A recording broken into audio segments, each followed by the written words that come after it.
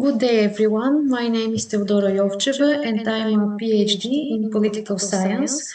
Today, I would like to talk more about the corruption and more specifically about its implication for the party system and the voting behavior of the citizens. I would like to start with the most common definition for corruption. It is, according to Transparency International, corruption is abuse of entrusted power for private gain.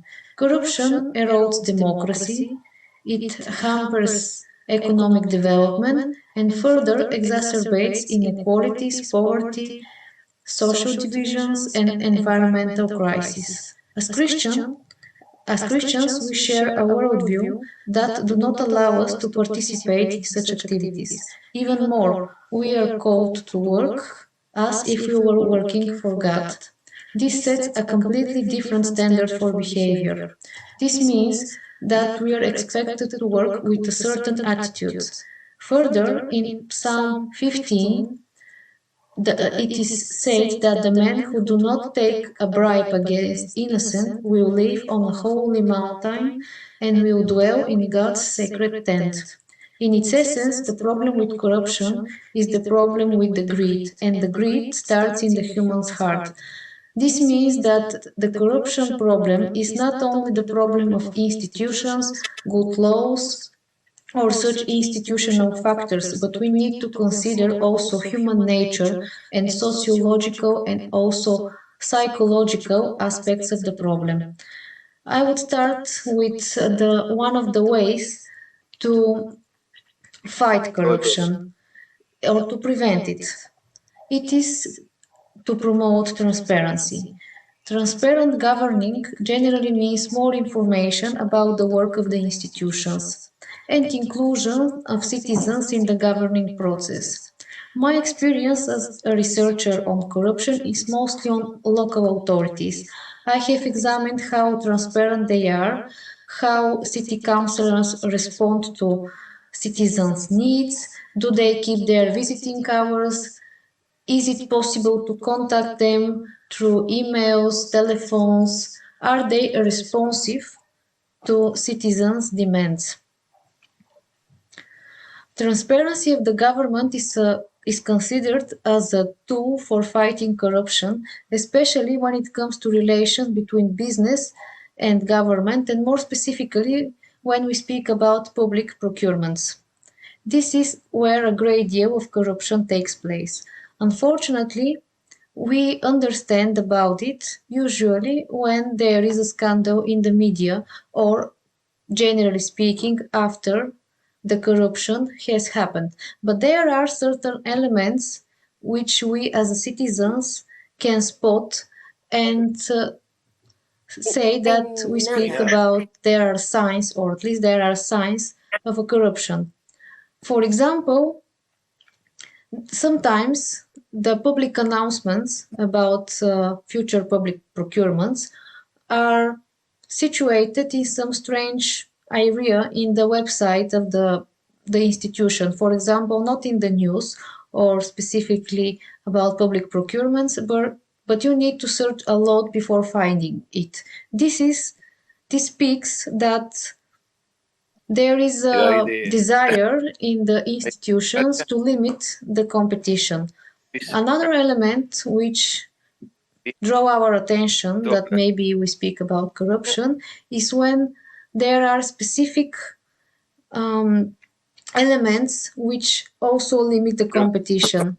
For example, certain years of expertise or some years wanted for expertise of the team who will do the research or whatever. This means that actually the institution wants to have some concrete firm to do this. There are good practices to fighting corruption as a hotline or email or a place physically where citizens can complain about being a subject of corruption. This is working on lower level when we feel that we are subject of corruption of some civil servant if he or she wants money to do his or her job. The second element of fighting against corruption is the active civil society. Undoubtedly, this is the best way to combat corruption because when the active civil society is ready to participate in the process, spotting the problem and making constant efforts to prevent it is a guarantee for a real change. If there is more transparency, as we speak till now, during the procedures in the institutions, it guarantees that active citizens can trace and can warn for irregularities. For example, if we have a longer time period before passing the law, a longer time period for consultations, it guarantees that everybody can participate who this law concerns, and they can warn for lobbying elements, corruption practices, or irregularities. This requires also a good and accessible information about the upcoming procedures, for example, public contracts or a draft of the law. Nowadays, accessible information generally means good websites, because most of the active citizens use internet. In addition, having access to the sessions, for example, to city council or the institution which is responsible for taking the decision, is very good for the citizens and the transparency of the process. These elements guarantee that the procedure has many steps, and on each step, active citizen can spot the elements which seems or are bad and can inform about them and to have a public reaction. As we speak about public reaction, my third step of preventing corruption here is the media. Media is often regarded as the fourth power. Good journalists know that they can require information based on the access to information law. The problem nowadays is that most of the media rely on fast content and are not very prone to spend money and to invest in good journalists to have such deep articles exposing the corruption. I would like now, in the second part of my presentation, I would like to draw your attention on the following problem. The problem of corruption has other implications, mainly for the voting behavior of the citizens and the party system. The corruption problem has been exploited a lot by political entrepreneurs. Today it seems like the problem with corruption is more pronounced compared to 100 years ago. For example, this is due to the media that make possible for the audience to be better informed and to have deeper knowledge on public and political affairs. It creates the impression that today politicians are more corrupted than, for example, 100 years ago. We cannot say if that is true because we didn't have such media exposure back in times. So, in a way, it is a false impression that today's politicians or public figures are more corrupted compared to previous generation. This phenomenon is paralleled by decreasing trust in institutions. Paradoxically, instead of building more trust and confidence in the institutions, the rich informational environment nowadays has created less trustful citizens and more critical and sometimes even more cynical citizens. It is especially evident in the case of political parties and governments and institutions. Sometimes the problem with new parties is that sometimes they put the question not only the mainstream political parties, but they put in question also the regime.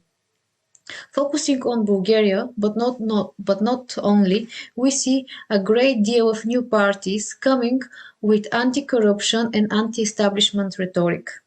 This division is exactly at the core of the populism: the pure and virtuous people versus corrupt elite. The populist parties have different level of success, but we can say that nowadays, especially in Eastern Europe and North America sometimes, they have very high level of success. We can say that Europe today is a fertile ground for new parties with populist rhetoric. In Europe, except populist division between pure people and corrupt elite, some of the populist parties also adopt anti-European or anti-immigrant rhetoric. Therefore, the corruption topic potentially could have negative impact on the stability of the party systems. It turns out that the problem of corruption is actually not limited to economics or reforms, but has broader implications concerning the electoral preferences of the citizens and sometimes even put in question fundamental elements of the international relations such as NATO or European Union. Let's remember that one of the critiques against the former president Donald Trump was actually that he put it into question the current functioning of NATO. Some of the scholars nowadays even speak about populist challenge. As Christians, we naturally see the corruption as evil, sometimes that need to be prevented or overcome. It is expression of our pure desire to be righteous and to build righteousness societies. In the same time, we need to be aware that sometimes politicians can take advantage of our desire for righteousness. This problem is especially evident in Eastern Europe and North America. So we should be aware of this and not to let our longing for righteousness to blur our minds for other problems. We're in a difficult position because simultaneously we need to fight corruption, but also to be aware who trusts and who does this battle for us. And in the end, I would like to conclude with a citation of Michael Bird.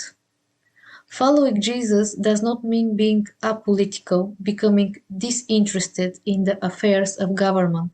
Quite the opposite. In fact, being a follower of Jesus means trying to forge our own political values based upon the story and the symbol of Jesus himself, according to his kingdom, his teaching, and according to the faith delivered once for all to all saints. Jesus' way is the way to love the poor and professing the truth against the tyrant. If this is the case, Christians should not imbibe their political convictions for charismatic ideologies who either stir up rage with them or who scare them into prejudice. Christians should instead be prayerfully and thoughtfully considering what it means to follow Jesus in their own nation and neighborhood.